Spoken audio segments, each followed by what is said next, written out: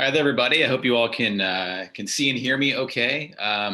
Please feel free to flip on your video if you're in a place where you can. It's totally fine if not. I know you're probably Zoom gloomed out at this point in your days, but we're going to try to make this as fun as possible. And what could be a better way to do that than actually drinking wine alongside of it. So I hope this is a fun way to end your evening. We're waiting on a couple more participants, but we'll let them in as they come. We'll get started. I don't want to keep you all too sober for too much longer. So thank you guys first and foremost for coming into this. This is a lot of fun for me. It's a great way to break things up in the restaurant and kind of still do what I love to do, but I'm able to reach you all in a time where it's much more difficult to have conversations about wine. And obviously I know it's literally about 15 degrees outside right now. My sommeliers are downstairs in service right now, and I'm sure they'd rather be talking about Burgundy with you all instead. But such is life. So I get to have that privilege tonight. Just a couple quick notes about the class overall. You guys all got a tasting kit yesterday delivered to your door, and you got a little card in there as well. On the back side, there's some tasting notes or a little sheet that you can write some notes on if you would like. This is totally, there's no quiz here, it's totally up to you. You can learn what you like, you can drink alongside, you can put yourself on mute and have conversation in the background and just drink wine alongside of us. That's totally fine, whatever you want, it's your world. I'm going to put a lot of information out there, but I'm going to try to make it digestible.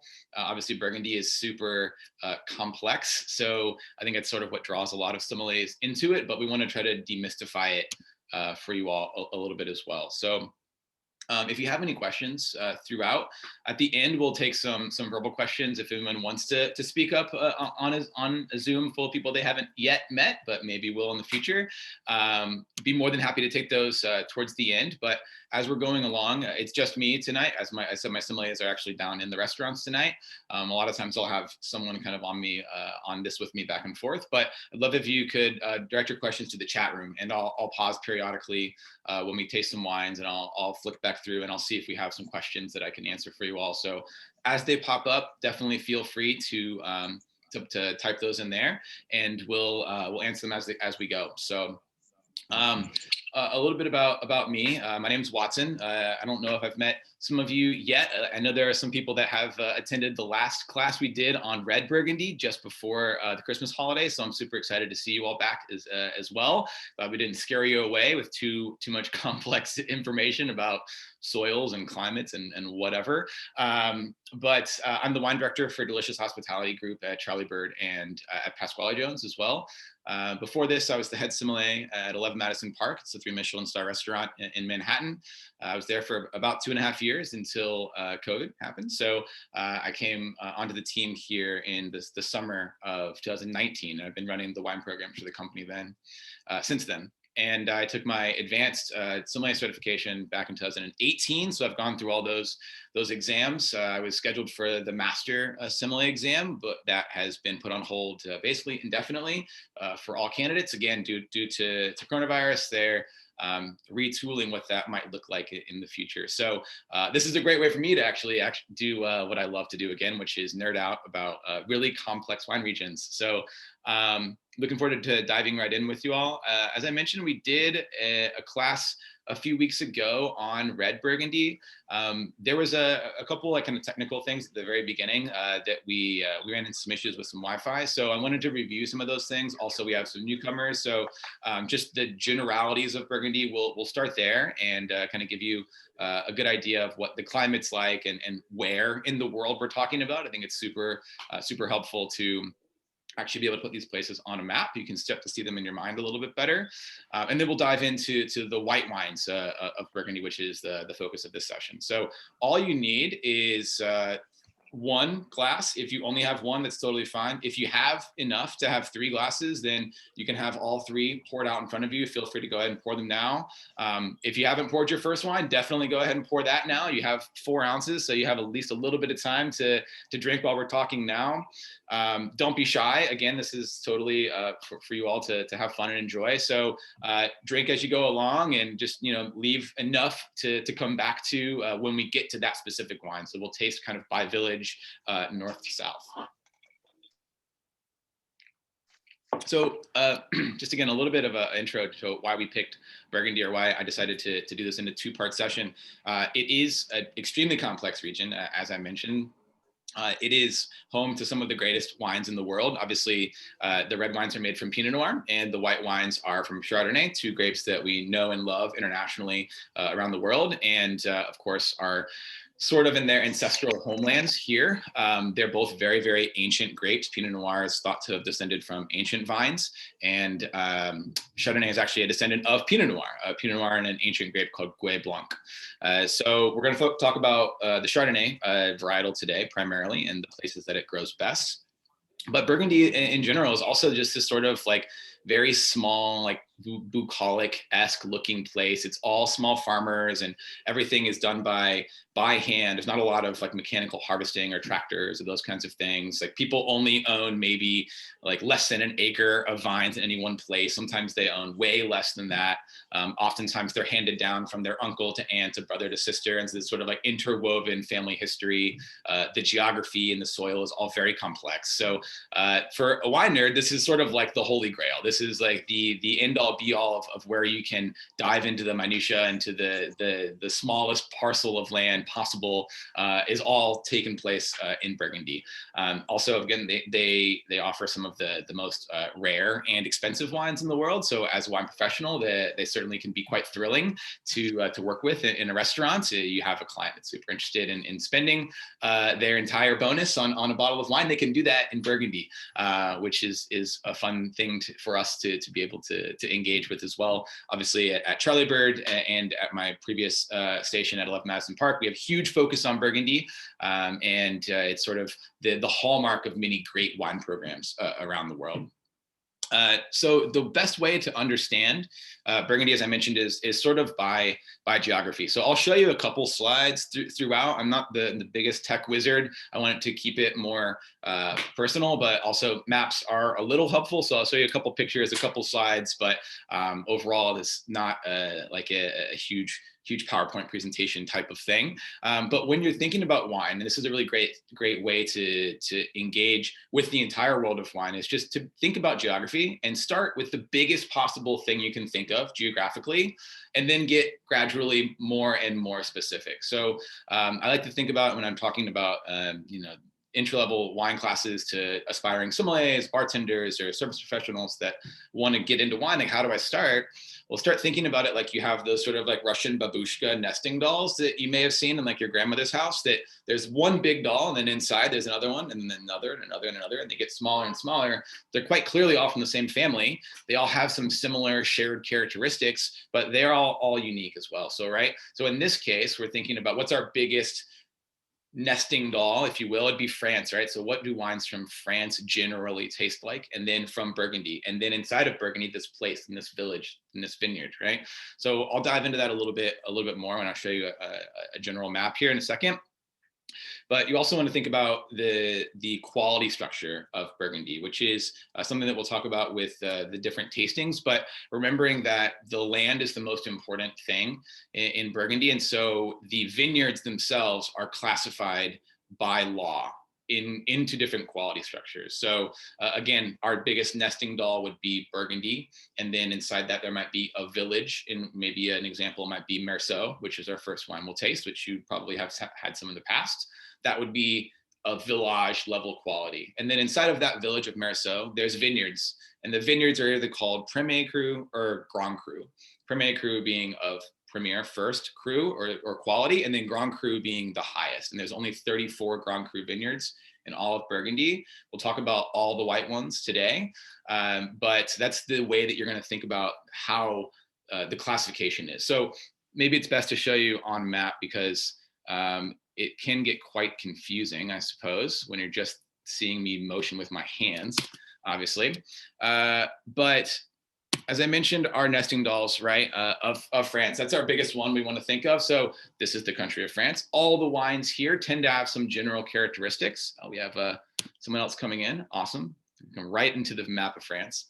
And you tend to have like more tart fruits, a bigger focus on minerality, perhaps higher acidity in your wines as well. And they're going to be kind of funky and earthy, right? We tend to like French wines, those of us that do, because they kind of smell and taste like the dirt that they so love to champion in their individual regions, right? So here's Paris. It's sort of the north and central part of the country. But if you go down by maybe two hours in a bullet train down to Dijon, right over here where my mouse is, that's the capital of Burgundy. And so Dijon is like the whatever, I guess, commercial capital. There's not really any wine made there. And then all of the vineyards run in this sort of continuous band all the way down this way. So this particular region here is Chablis. It's its own little island, if you will. They only make white wines there. And they're much closer to Champagne, which is this red region here. So it's very cool, very cold, and kind of hail, lots of hail and rain there. So they tend to make pretty lean and high mineral, high acid white wines. As you continue down, I'll show you Burgundy a little bit more in depth. These would be all of the different regions or major regions of Burgundy broken out. So you see Chablis is up here. This is, again, only white wines, very tart, very mineral style. And as you continue on, the kind of Burgundy proper area, if you will, starts up here in what's called the Côte d'Or. So the Côte d'Or côte just means slope. So, and or is golden, right? So this is the golden slope. As you can imagine, things that sound probably foreign to us are very literal to French speakers. So it just means the golden slope. This is where you get the best wines in the entire region. The Côte d'Or is broken down into two other côtes, the Côte de Nuit, and you see it on this handy map from Wine Folly, which is a great site. If you haven't been on, I'd recommend checking it out. They break it down into two categories, right? So Côte de Nuit is where you're going to find the best red wines of the region, and they are, here it is red. Thank you, Wine Folly, for that. And then as you continue down, you're in the Côte de Beaune, which is where we're going to taste 3 white wines from as well. And this is where you get the best white wines of the region. The Côte Chalonnaise continues on further here, and these are great value wines as well as the Maconnais below. So these are two great value regions where you don't typically see. There are no Grand Cru vineyards here. They have a lot of young and up and coming producers. So if you find some villages here that you can actually afford to drink on a Tuesday or on a Saturday even, because Burgundy can be quite extravagant, this is a great place to look at. So like Côte Chalonnaise, you might find villages like Givry or Mercury. Those would be both in the Côte Chalonnaise. And the Maconnais below focuses on white wines as well. And this is where you might get like Macon Village. This is sort of like our first generation of Burgundy wine drinkers were very drawn to the Maconnais. So like Poy Fouissé is from here as well, sort of considered like your grandfather's wine. Perhaps this was all that was imported to the U.S. For quite some time in the 1970s and 80s before we started to find these single producer, what's called domain wines as well. In general, as you can look back, you can see where Burgundy is in France. You can imagine that it's sort of a continental climate. It's right along the 47th parallel north. So if you go all the way across, you're in Oregon, and you see the wine regions of Oregon actually mimicking Burgundy for that reason. They're both right around the 47th to 48th parallel, and they get all 4 seasons. So you're going to have hot summers, cold winters, rainy springs, rainy falls, just like we get in New York. It can be quite difficult, right? So harvest can be quite challenging in Burgundy, which leads to drastic vintage variation, which is another thing that sommeliers love in wines is what is a great year? What's an okay year? What was a totally terrible year that we should avoid at all costs? So just a good general rule of thumb in thinking about vintage variation. And I broke this down a little bit for you all in the last class, but in Burgundy, the white wines tend to be better in vintages that red wines struggle. So they don't oftentimes have great red and white vintages in the same year. A great example will be we'll actually taste 16 and 17 in 2 different wines, but 16 was really, really difficult, very cold. So white wines were better. And then 17 was much warmer, very generous year. So the reds fared pretty well. Same with 14 and 15. 14 was kind of cool, a little tough for reds. And then 15 was much better for reds overall. This is all fun and games, right? To look at maps and talk about soils and geography. And I personally love like soils and rocks. Every time I go to a wine region, I actually literally pick up the dirt and like put my tongue on it, because that's the best way to decide what a rock tastes like. If someone tells you like, oh, this tastes like it's very flinty. Well, unless you've ever put your tongue on flint, I don't believe you. But we do that actually, because sommeliers are a little on the spectrum probably. But the soil type in Burgundy is actually a mix of 2 different minerals primarily. The mix is called colluvium, and it's limestone and clay, really. So clay holds water very well, and limestone restricts the nutrients for vines. So you have very vigorous vines in general, and it actually helps to not make the wines of the grapes too plump, too fat, or have too much water. So the interplay of those two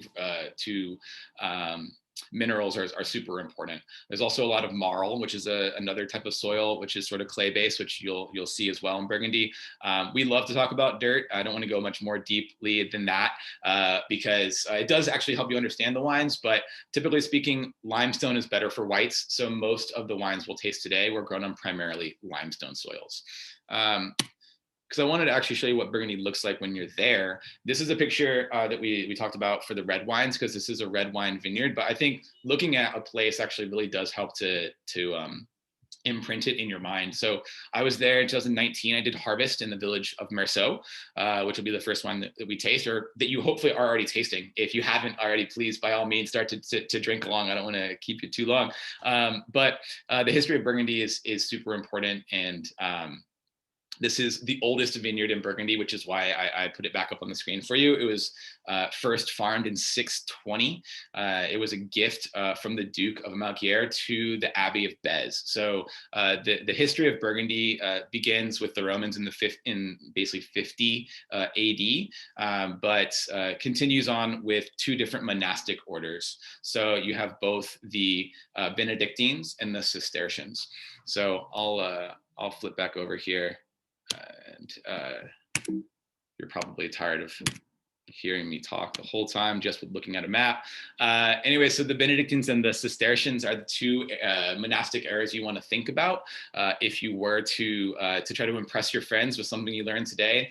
The Benedictines came around in the 900s, and they're the ones that are most responsible for essentially mapping out the vineyards of Burgundy. So those places that we consider to be so near and dear to producers' hearts, they're the ones who are like, okay, there is the right amount of sun exposure for this vineyard and this part of the day. This little parcel of land will get its own name, and it'll probably have some kind of clerical name like an abbey or a chapel or chapelle, those kinds of things. So you see lots of references to monastic orders in Burgundy. Of course, as they started to become powerful, gain lots of land, these are monks, right? Monks in the 900s. There's an offshoot of the Benedictines that were like, you're not very monastic anymore because you're drinking wine, you're sitting back, you're kind of relaxing. We want a more monastic lifestyle. We want to be known for hard work and grueling labor, essentially. And they're called the Cistercians, and they shot, I suppose, the Benedictines in about 1100. So they're the ones that are responsible for actually planting the vineyards. So like, thank you, Benedictine brothers, for telling us where we should plant things. Now let's actually go put some work in. So that's where you start to see these Grand Cru vineyards that we're going to talk about actually being planted, like Montrachet or Batard Montrachet, those kinds of things. So that's sort of all I wanted to go into with the backdrop of Burgundy. I know it's super rapid fire. We can have an entire class on any one of those specific things of Burgundy, but just having a kind of a background in all of them will help you to understand what we're talking about and where we are with each of these places. So we're going to skip down to the Côte de Beaune, which is, again, as I mentioned, the place where you can get all the best white wines aside from Chablis in Burgundy. Beaune is the capital, which is why it's called the Côte de Beaune. There are 4 most important villages for white wine. And I can actually, once again, I may have a handy map to show you. So this is the villages of the Côte de Beaune. I mentioned there's 4 that are most important. There's obviously many more than 4. So I want to make this actually digestible for you and not to worry about these sort of outlying villages. But for white wine, the most important for the northern part here is Los Courtons, and that's where you're going to have the hillside of Courtons. And I mentioned the capital of Beaune, which is not as important for winemaking, but it is really the commercial and cultural capital of Beaune. Whenever you go to visit and stay and go to visit during harvest time, or actually it's best to go in the winter when it's not COVID, because they have the most time to talk to you then, because they're not super busy with harvest. But you probably will stay in Beaune. That's where you're going to have the hotels and all the best fun wine bars. And I mean, Beaune itself is like a neighborhood in New York. It's tiny, right? But this is where all the farmers' kids go to hang out, and they can all get there in 15 to 20 minutes in their cars. They drive up and down the highway here, which is called the Route de Grand Cru. So this basically is the major highway that runs right through all of the Côte de Nuit and the Côte de Beaune, and it drives by all the most important vineyards. So it's a really cool drive. If you ever go, I'd recommend getting like just a tour or renting a car and doing it for a day. You can actually see every single one of these vineyards, and they're all mapped and they have signs and that kind of stuff. I'll show you some of Montrachet a little bit later on. So Beaune, as I mentioned here, it is the capital. And then there's a couple of villages that are more known for red wines, actually. So although we're going to really hammer on white wines today, red wines are actually most produced in the Côte de Beaune. So although they're most known for whites by volume, they still produce more reds. And that just has to do with the fact that there's way more land to the south here that is suitable for red wine. The further south you go, the more sun you get, the better Pinot Noir can ripen, all those kinds of things. So there are a couple important villages here for reds. They don't have any Grand Crus here, but you have Pommard and Beaune, which are your 2 most for red wines. And then again, we're going to go to the band of sort of like Burgundy white wine royalty. So Meursault would be the next, and that's this little outline here. And then just to the south, it continues on with Cluny-Montrachet right here. And then continuing on, they literally all touch each other. All the vineyards back back up to each other. So sometimes you take one step in Puligny, the next step you're in Meursault, but quite literally. And then you have Chassagne-Montrachet. So Meursault, Puligny-Montrachet, Chassagne-Montrachet. Those are your three kind of vineyards and villages that we're going to talk about the most today. And that's where we're going to have the three tastings from as well. So I wanted to give you a brief note on Los Courtons. Because it is an important village, and you're here to be able to impress your friends at the next dinner party you go to. There is a Grand Cru vineyard here. It's the Hill of Courtons, right? So they make reds and whites in a Los Courtons, and primarily red Grand Cru is just called Courtons, and the main white Grand Cru vineyard is called Courtons Charlemagne, and that's where you're going to see some really quite extravagant, quite opulent styles of Chardonnay coming from Courtons Charlemagne. You might have even had the pleasure of having some in the past. It is a very, very large vineyard. It's actually 160 hectares, and a hectare is 2.67 acres. So to put us in New Yorker terms, that's 2 times the size of Soho. So the entire neighborhood of Soho times 2 is all of this vineyard. So it's quite large. It's one single hillside, and it's actually a really cool legend that comes from the Hill of Courtons. It's named after the Frankish king Charlemagne, as you may have guessed, by Courtons Charlemagne. So in the 700s, when the Franks were ruling France at the time, he looked out over his kingdom and he saw the first place that snow melted. There was this hillside. He said, I want to plant vineyards there. So that's why the Hill of Courtons, by legend at least, was planted in the 700s by King Charlemagne. Now, as the legend continues, it becomes a little bit more like a children's tale, but so it goes. He planted Pinot Noir there first, and because he loved red wine, but his wife, being concerned for his health, as all good partners, both men and women are, she said that you're killing yourself by drinking all this red wine. Your beard's going so white, you need to switch to white wine. So he ordered his vineyard workers to actually plant white wine there instead. So that's why you have both red. So the French legend goes. I love to tell you these stories, whether they're like half truths or 99% truths. This one's pretty historically accurate overall. That he planted white wine there instead. So that's where you have the interchange of both. There is a ton more reds still here than whites, but they do have a lot of really great white wines here.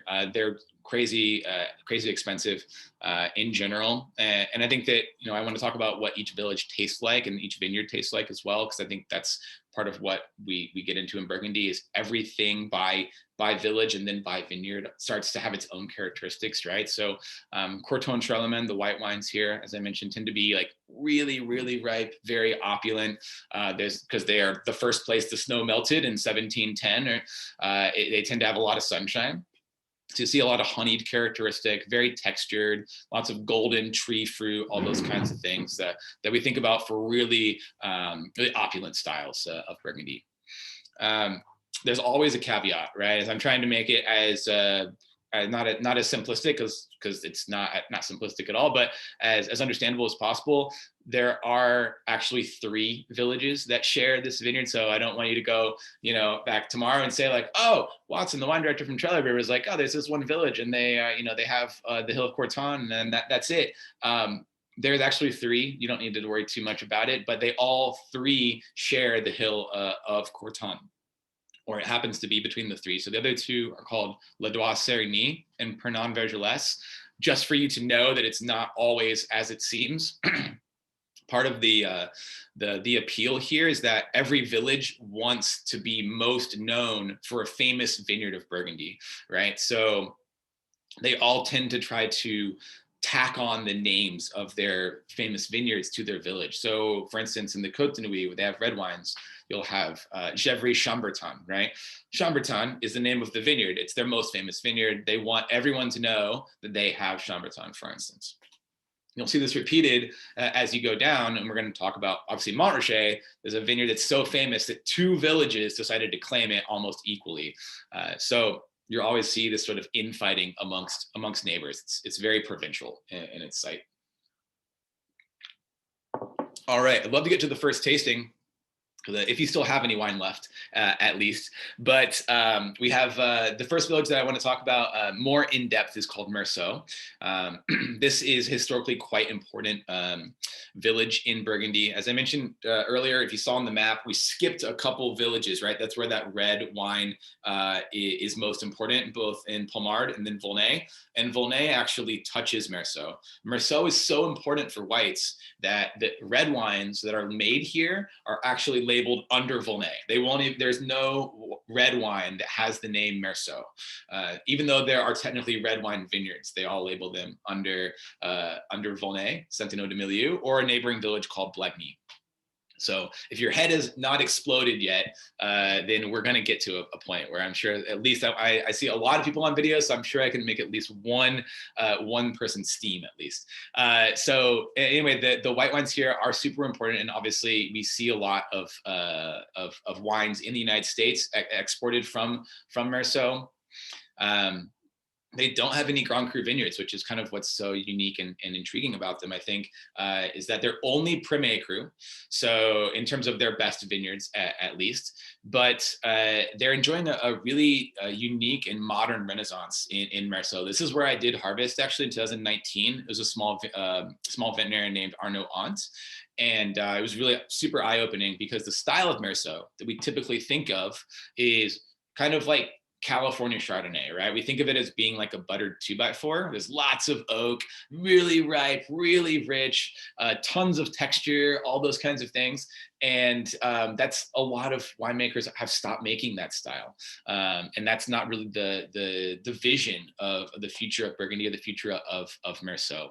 So there's a couple reasons why that is, and we'll dive into those momentarily, but typically speaking, the vineyards that you want to think about in this particular village are all on the south side of town. So in this case, you want to go to the south side of town. It's not like Chicago where you only go there if it's a White Sox game. You actually want to go to the south side here because that's where all the Premier Cru vineyards are. And just south of that is Poligny-Montrachet, which is obviously a very important village and lots of Grand Cru vineyards there. So vineyards that you might see names located on the bottle would be like Meursault. Perrier would be probably their finest vineyard site.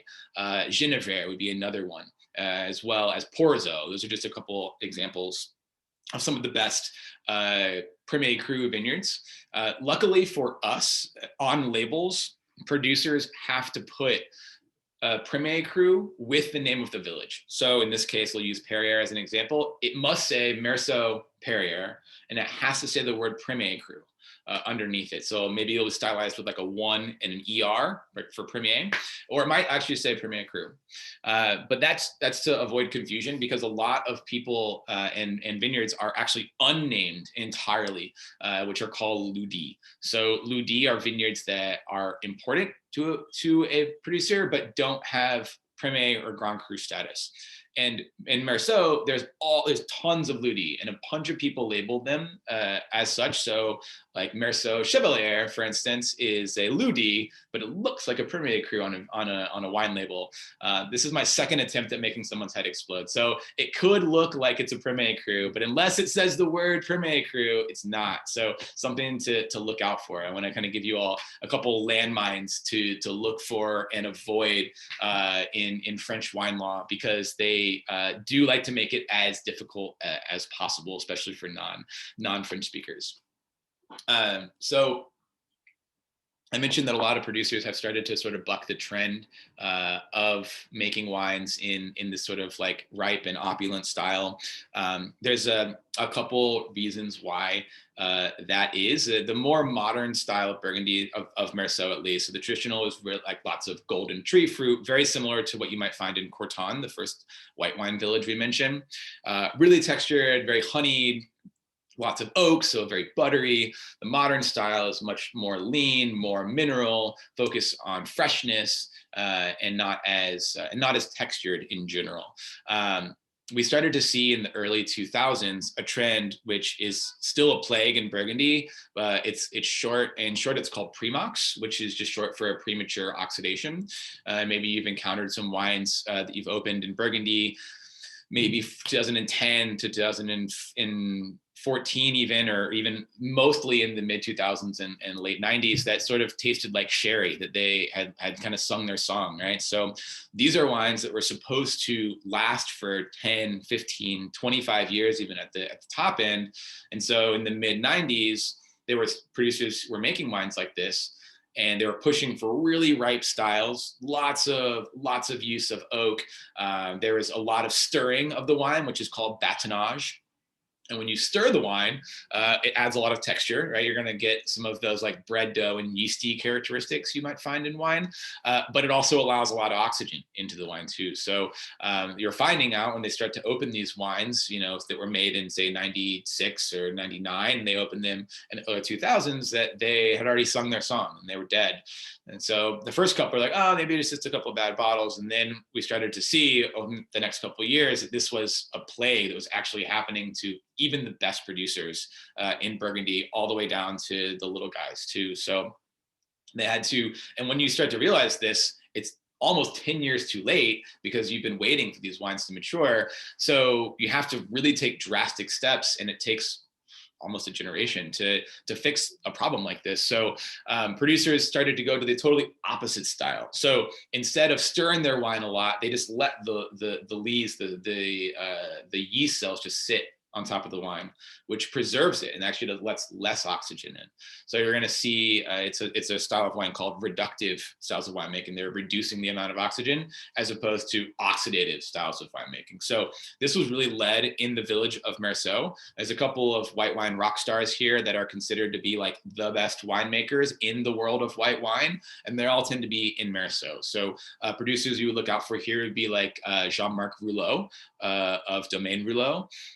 On the extremely extravagant, and that you can never even find these wines anymore, but some of the greatest in this era is called the Coche d'Ury. So Jean-Francois Coche is another really important person here. Domaine de Camplefon, which I really like his wines, and you can definitely find them on the Village level in Premier Cru.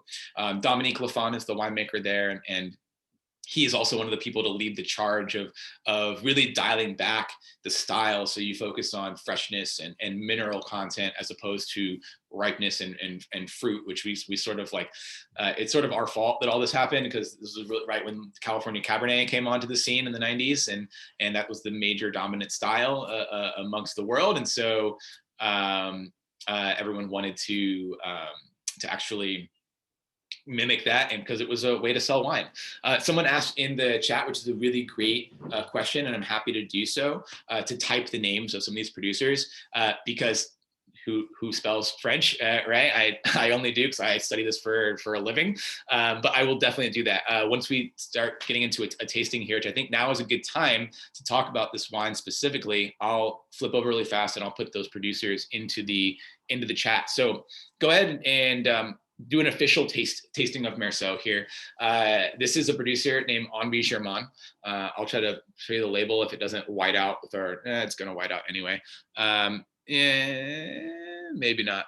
All right, there you go. There he is. All right, Henri Germain. So this is a producer in Meursault, 2017 vintage. Give it a nice swirl, let the aromas develop. I'll taste along with you here in a second. But I'll also put these producers quickly into your chat. Yes, awesome. Those are some people to look out for. The producer Arnaud Ant, that's actually where I did harvest. He studied with Jean-Francois Coche. So as the legend goes, and really, again, like these are considered to be the best winemakers in white wine in the world. I would put this producer in there as well. Henri Germain is the grandfather of the current generation of winemakers, which is also named Jean-Francois. I guess it's like just everyone's named Jean or Francois or something like that in their first names in France, especially in Burgundy. But what I wanted to show you in this wine is it's 2017, so it definitely has more texture and ripeness in general. 17 was a really generous year. They struggled a lot in 2016, actually, in Burgundy, especially in whites. There was a ton of hail and frost, and so they had really low yields and low harvests. So in 17, it was like joyful. Everyone was able to make money again. So people had a little bit riper, a little bit richer style, but considered to be a really excellent year. I think the whites are going to be a bit more early maturing, so great wine to drink now.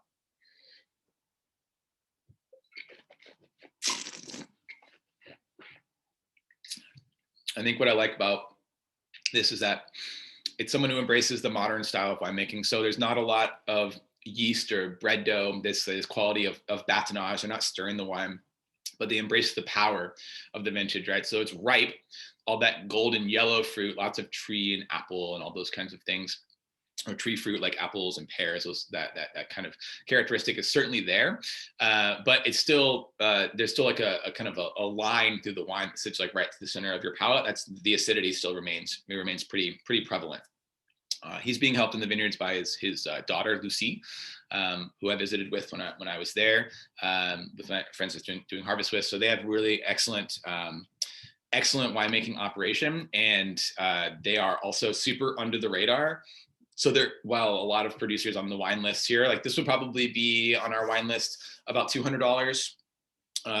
Some of the other winemakers that I typed into the list would be like $400 on a wine menu, right? So I don't tell everybody about these wines, but since you came and chatted with me today, I thought I would give you one of the best kept secrets of Burgundy, which is still the wines of Henri Germain. They definitely over deliver for their price point for sure. So if you see them, come in and drink them. I still have a couple left, but not too many.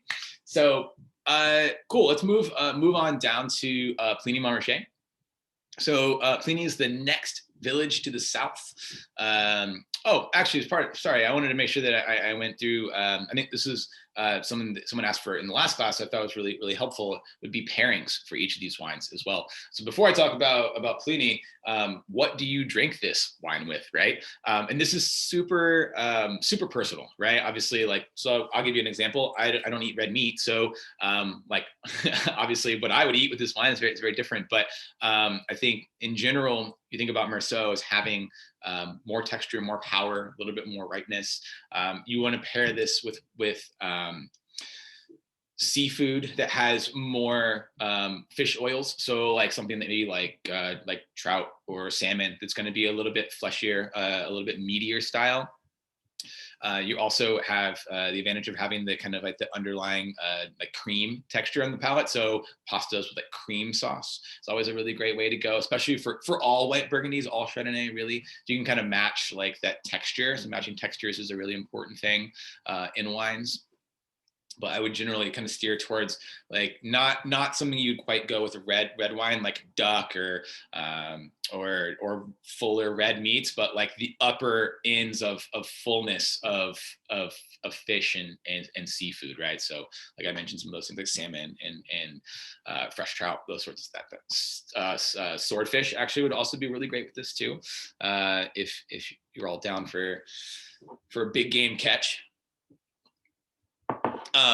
Cool. So, and again, any questions that pop into your head, don't hesitate to throw them into the chat. If it's like something that you're like, I don't understand what that means, I'm happy to dive deeper into a topic or a terminology or law or whatever it is too. We can always jump back to that a little bit later. All right, so moving into Pliny-Montrachet. So the next village, and again, if you're driving down the country road, you blink and you're from Meursault and you're into Pliny. The vineyards actually touch each other. So all those Premier Cru vineyards in the south side of town on Meursault become Pliny-Montrachet immediately. And a lot of producers in each village tend to own vineyards in different places, right? So like, although Henri Germain is a great example, the first producer, he lives and works, his family is in Meursault. He makes some wines further south in Chassagne-Montrachet because he inherited some vineyards from his wife's aunt, and their great-grandfather passed this one parcel down to them, and they were able to loan it and lease it from somebody else. So it's all these kind of like interworkings of how they get different places, but not to be shocked when you're like, oh my gosh, Watson told me this one time that Henri Germain's in Meursault, but that must be a fake bottle because it doesn't say Meursault, it says Chassagne. And I promise you, they tend to be in different places at the same time. So they're sort of like the Bugs Bunny of winemakers. So like, how are you the pitcher and the catcher? It happens to be in both. So in Pliny, this is historically called the greatest white wine village on earth. And I say that emphatically because this is really like the most aristocratic place for white wines, especially in Burgundy, and then thereby in the world, because the greatest white wines typically considered to be in Burgundy. Obviously, that's you know, up for contention. We could have a sommelier debate on another class and go head to head, but that would be the general populace consensus. So Pliny is considered to be the greatest because it happens to have the most Grand Cru vineyards for white wines of any of the villages that have white wine Grand Crus. This is, of course, due primarily to the prestige of a vineyard called Marché, right? So if you were to walk into a restaurant, and I'll give you another landmine to avoid here, you say, oh, I had this great bottle or a great glass of Marché at this restaurant last night. Like, do you have anything from Marché? The sommelier or server, whatever, it was going to say, like, do you mean the vineyard of Marché, or do you mean a wine that comes from one of these two villages that shares the vineyards Marché? Because you're asking for Marché. There's no one pours Marché by the glass because it's $1,000 a bottle.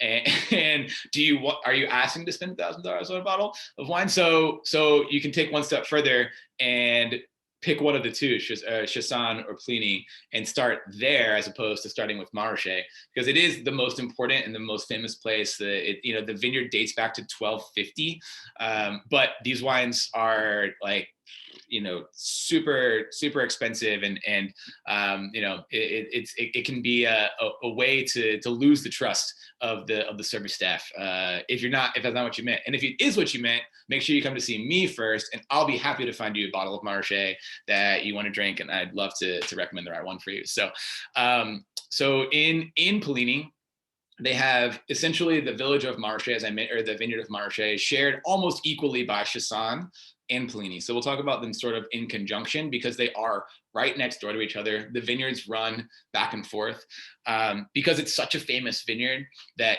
each village was like, no, I'm going to be Marché. And then Pliny's like, no, I'm going to be Marché. So they're like, all right, fine, you split it. You're like, brothers fighting over the same toy. Technically, there's a tiny bit more of Marché in Pliny. So they have the lion's share. It's 8 hectares total. 4 are in Chassagne and 4.1 are in Pliny. So they barely make it. But if you go there, the priest will be like, well, this is the greatest white wine on earth because it's from my village.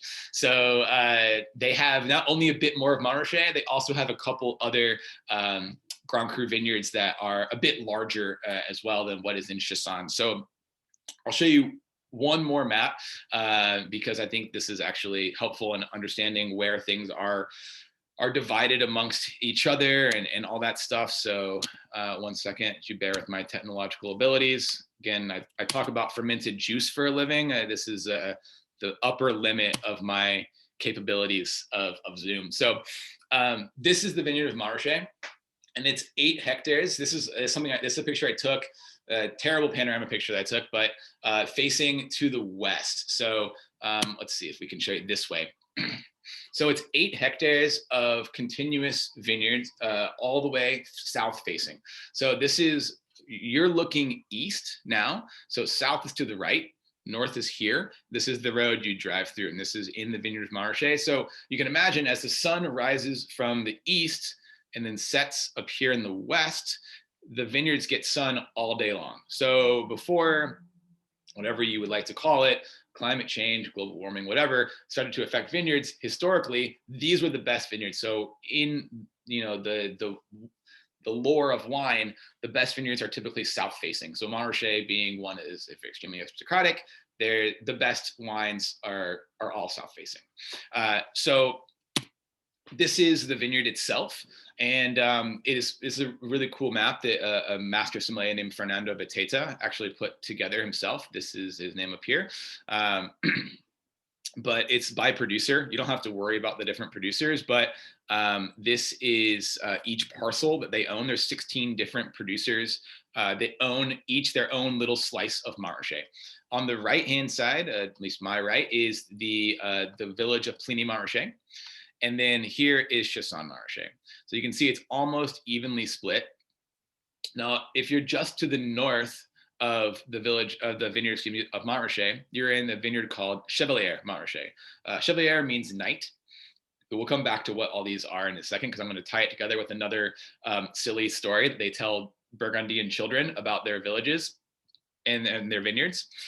Below Montrachet is a vineyard called Batard. So Chevalier is entirely in Pligny. So another vineyard that's entirely in Pligny. Again, the aristocratic sort of, it's a knight. It's known for being super famous. Batard is shared with Pligny and Chassagne. So Batard continues all the way down to over here, more or less. And Batard means, unforgivingly, it means bastard in French. So Chevalier is to the north, and it's higher up on the slope. The soils are much thinner here, so they're considered to be more elegant and restrained wines. The soil in Montrachet itself is generally almost all limestone, and as you saw in the previous picture, maybe you can see the rocks here. They're all like flecked with bits of limestone. Very rocky soil, very poor. Batard is lower on the slope, so the rain washes down and it brings more soil with it. The soils are a little deeper, so those wines are considered to be a little bit more robust. They're considered to have more power and maybe a bit more brutish, if you will. If you want to use the name Batard and as bastard, then it can help you to remember kind of what they smell and taste like.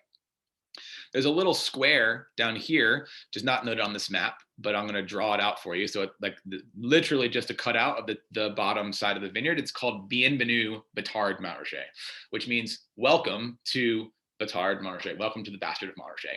It's a small vineyard that is also Grand Cru. It has its own status down here, entirely in Pligny. So now you're starting to see why this village is historically the most important for white wines.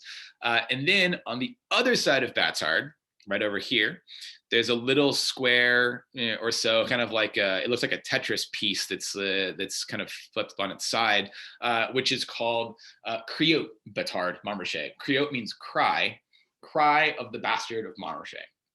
So those are the Grand Crus of Montrachet, essentially. So just a quick review: Montrachet, Chevalier is right up here, thinner soils, restrained wines. Batard is below. It's shared between the two, deeper soils, a little more robust. Bienvenue Batard Montrachet, the welcome to the Montrachet is right here, very similar to Batard Montrachet. And then Criote Batard Montrachet, the cry, the bastard. So when I was there, and I see someone be like, this is insane, right? It's like, how did someone decide to make this complex? And unless you're looking at it on a map, I mean, you would never be able to decipher it. So the story that I was told when I was there by my Burgundian friend, he took me to the vineyard and he said, we had this like old wives' tale that we tell about the vineyards of Montrachet and how they got their name. So and it dates back to the 1200s, right? The count or the Lord of Duke, the Duke, I suppose, of Burgundy at this time, this area, he there was a famous knight, a chevalier, that came home from the Crusades. So he gifted him the vineyard of Montrachet to make him the Lord of Montrachet, the Chevalier of Montrachet.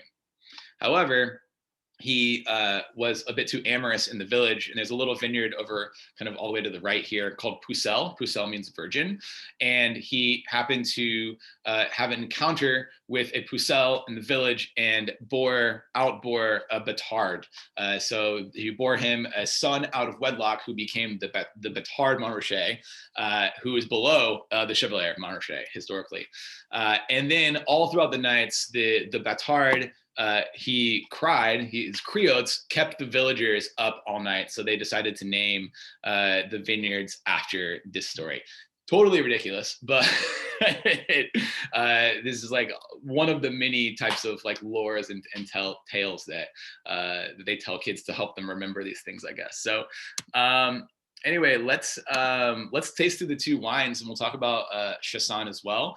I'll put a couple of producers that you should know in the village of Pligny here as well.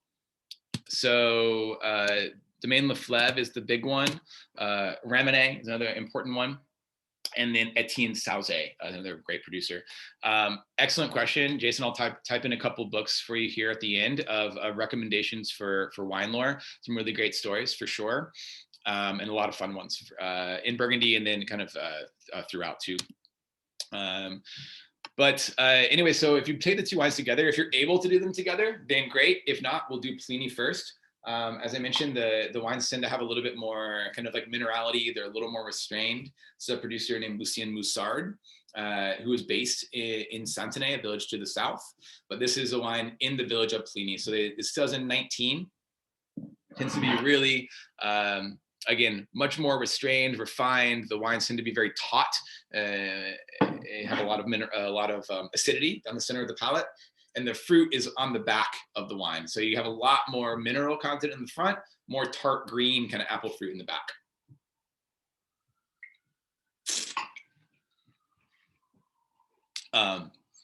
Beautiful.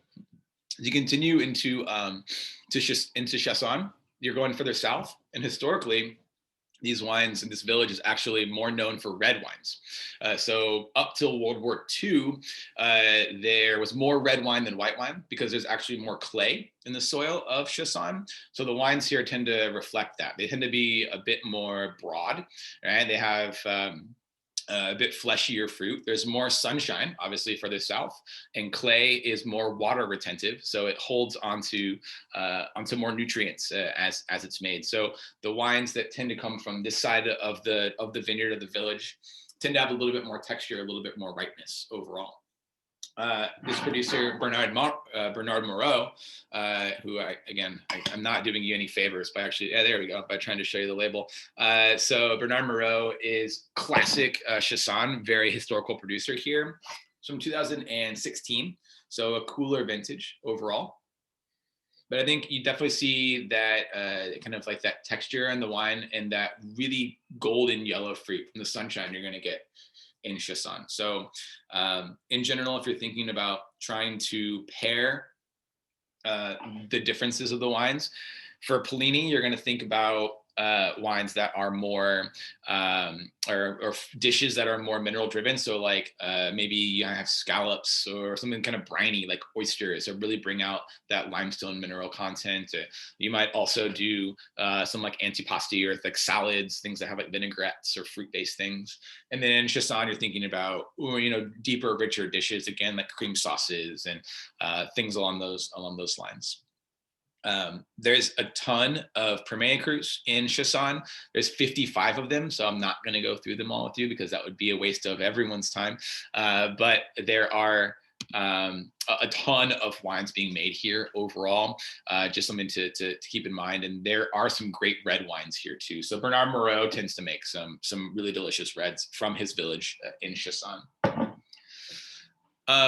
We have a few minutes left, so I'll type in a couple books here that Jason's asking about, which I think is a really cool thing. And if anyone wanted to also ask other questions along the way, I'd love to answer some just about Burgundy or about wine or what it's like to be a sommelier, and or anyone that's thinking of a career change and they want to get into wine and where do you start, I'd be happy to give you some recommendations there too.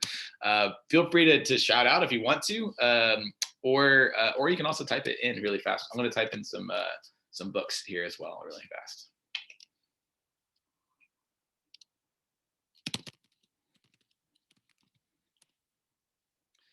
This is a really cool book about World War II and the wine trade in France, Wine and War.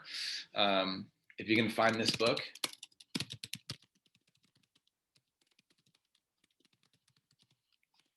That's also a fantastic book, and it's going to tell you all the history of the most important famous domains in Burgundy. It's been out of print for a while, but I bought mine out of print on Amazon, so it just tends to run a little bit more expensive. The definitive book on Burgundy, and he has all the stories about every producer, every weird like wives' tale, all that kind of stuff, is by an MW named Jasper Morris, and it's called Inside Burgundy.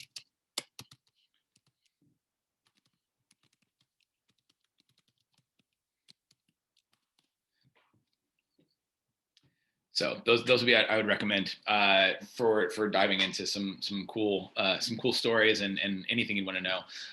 Someone asked about Billionaire's Vinegar. Okay, cool. Actually, I haven't read that. I will definitely have to check it out.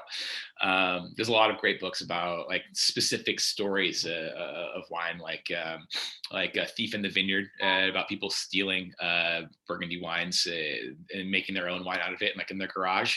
That's kind of an exciting trend that didn't last very long. Obviously, the French police were not super happy about that one. Someone asked if we're going to be doing additional classes. Yeah, this is going to be a bit of an ongoing series overall. I'm really happy that everyone was able to join in. We would love to keep doing these. I'm probably going to do it again in maybe 2-ish weeks or so. We're going to go into Italy next. I think we did 2 classes on Burgundy. We're going to talk about some northern Italian wines and a region called Piedmont. So stay tuned for that. That's going to be a lot of fun. It's one of my favorite regions overall in the world. So we'll send you all an email kind of about this class. And I happen to, as long as it all comes out, I don't want to promise something I don't have, but it is recording. So I'll send you all a recording of this too, so you can have the slides if you wanted to see the maps again or whatever, wanted to see what face you were making when I blew one of your minds about some random esoteric fact about Burgundy. You can go back and check that out too. A question about a class on natural or minimal intervention wines. That is a super hot topic in wine for sure. What I think is really interesting about that is sort of like a buzzword that can mean a lot of things. It can also mean nothing at the same time. So I definitely would love to address this topic, because I think it's super important that a lot of people have been making low intervention wines for hundreds of years. And like, what do you mean natural wine? My wine has always been natural. My great grandfather made natural wine as well. But we can definitely dive into that. I'd love to do a class for that as well. I'm gonna put my my Instagram handle in the chat here, so you guys can obviously reach out to me there. I'm pretty responsive regarding questions you have about the wine world, about natural wine, or about wine that has a ton of pesticides in it. Whatever you want to do. If you happen to be coming into the restaurants, I'd love for you all to reach out and let me know as well. I am at Dr. Watsam on Instagram. Again, my name is Watson Brown. Let's see if I got that to go to everybody. Let's see. Maybe not. Let's try that again. Again, if it's not fermented grape juice, I'm not super great at doing it. So try that again, Dr. Watson. So you can always reach out to me here. We'd love to see you all when you're able to come out. We'll do another class in about 2 weeks, as I said. So stay tuned for that. They're going to be on Thursdays around the same. It'll be at 6 o'clock again. We'll try to plan it around our upcoming day of love, Valentine's Day. So perhaps it'll be 1 week ahead or behind that. But again, anything that you'd like to know, I'd love to hear from you. So thank you all so much for joining. This has been a ton of fun. I'm going to have to go back down to the service of the dining room now. So I'm going to sign off and let you all finish your wines. And I look forward to seeing you all for the next class. Have a great night, everybody. Thanks, Watson. Thank you all. Thanks.